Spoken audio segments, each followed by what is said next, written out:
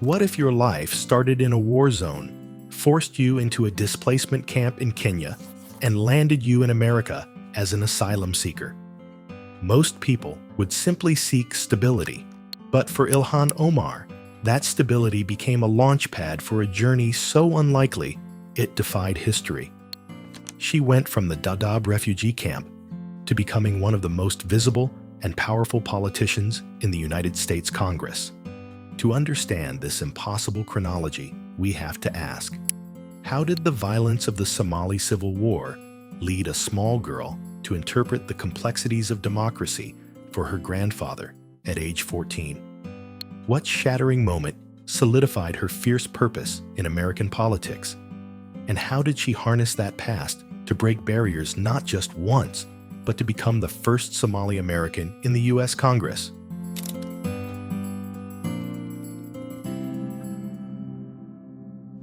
Just a quick reminder, if you appreciate this in-depth content, please take a moment to like and subscribe.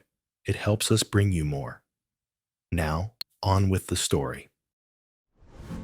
How does a person's life trajectory get set? For Ilhan Omar, born October 4th, 1982, in Mogadishu, Somalia, it began in what was a stable, civically minded family. She spent her earliest years in Baidoa, the youngest of 7 children. Her family had strong civic roots. Her grandfather, Abukar, was the director of Somalia's national marine transport, and her father, Nur Omar Mohammed, served as a colonel in the Somali army before working as a teacher trainer. But that stability was an illusion. The Somali Civil War didn't just start. It shattered their entire world. When Ilhan was just 2 years old, her mother died. The escalating conflict forced the family to flee their home. They escaped Somalia and found themselves in the Dadaab refugee camp in Garissa County, Kenya. And you have to understand what this means. This isn't a temporary stop. This is a sprawling, permanent city of tents and uncertainty. They spent 4 years of their lives there. 4 formative years, waiting. Imagine this. You are in a tent. You cannot work, you cannot leave. And you don't know if you'll be there for a month or a decade. How would you keep hope alive in a place like that? What would be your mental anchor? We'd love to read your perspective. Then, in 1995, the single biggest change of her life. When Ilhan was 13, her life changed forever. Her family secured asylum in the United States and arrived in New York. They initially lived for a short time in Arlington, Virginia, before finally settling in Minneapolis. But the American dream doesn't just happen upon arrival.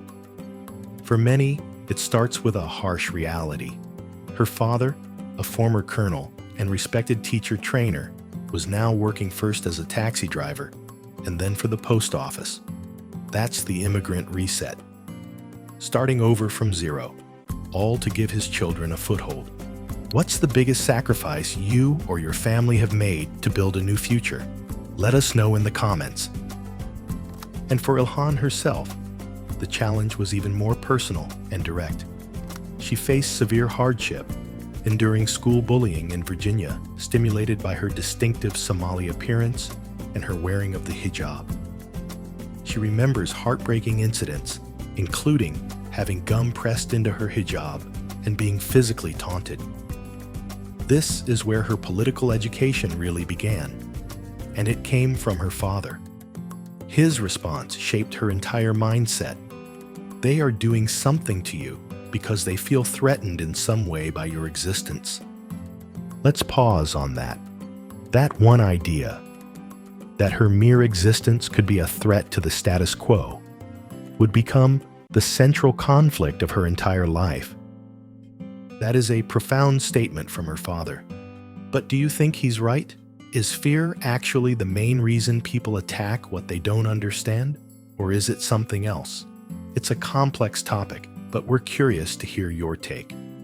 So, let's talk about the legal side of this. The asylum status her family secured was not just shelter. It was the foundation that allowed her potential to be unlocked. This promise of safety and a future allowed her to immediately begin building a life here. And you can see the impact immediately. At age 14, while living in Minneapolis, she accompanied her grandfather to caucus meetings, serving as his interpreter. Think about that.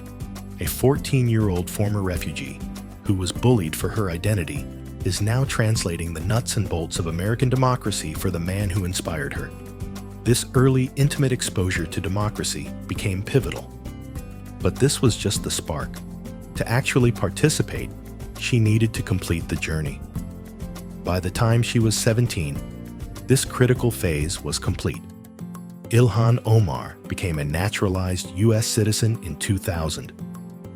This is the moment the potential we talked about gets unlocked.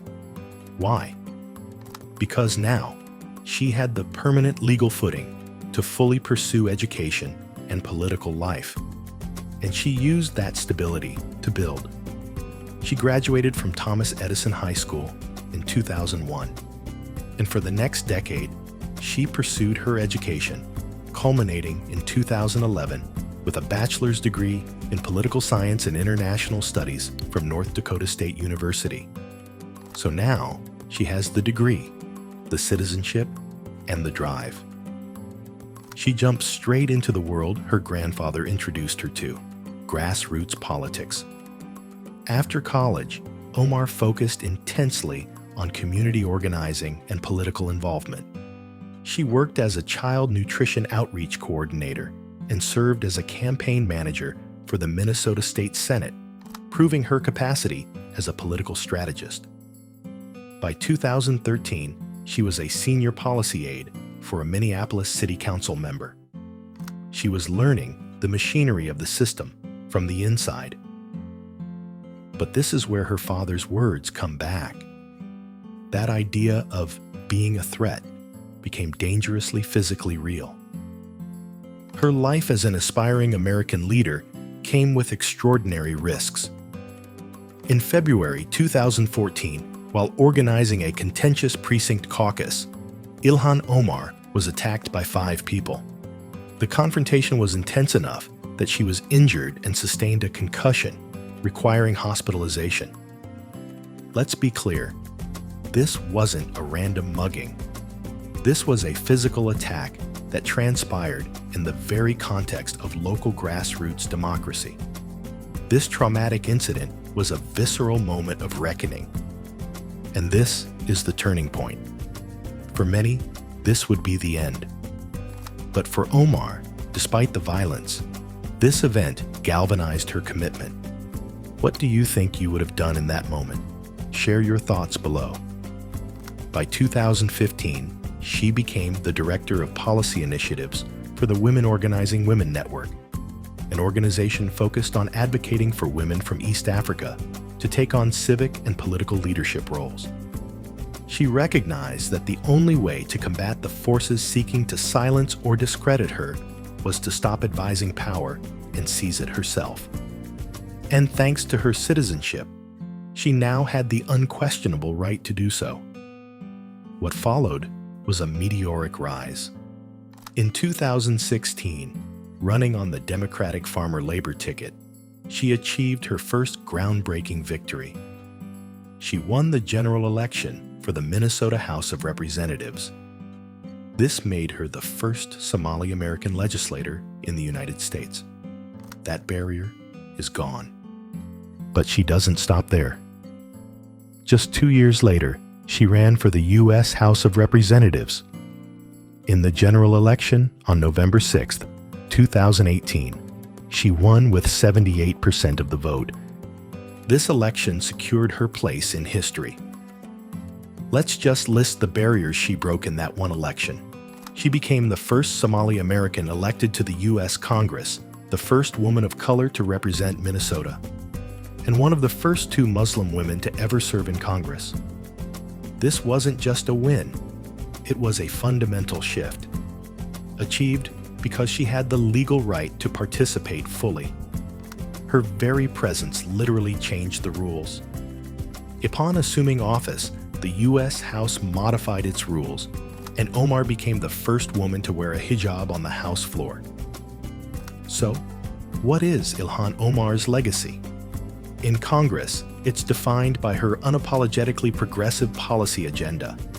As a core member of the squad, she pushes for changes like a $15 minimum wage, universal health care, and student loan debt forgiveness. Her effectiveness is also demonstrated in her legislative achievements, like her first sponsored bill becoming law in 2022, designating the Martin Olav Sabo Post Office. Her journey from the Dadaab refugee camp to the U.S. Congress is a powerful testament to what happens when human potential, forged in fire, is finally given a permanent, legal foundation to build upon.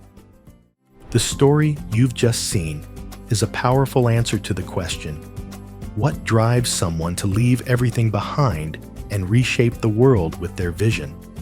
This series, proudly presented by the law offices of Chris M. Ingram, celebrates the courage, innovation, and determination of immigrants who transform history. Subscribe and join us as we continue to honor the enduring impact of immigrant ambition.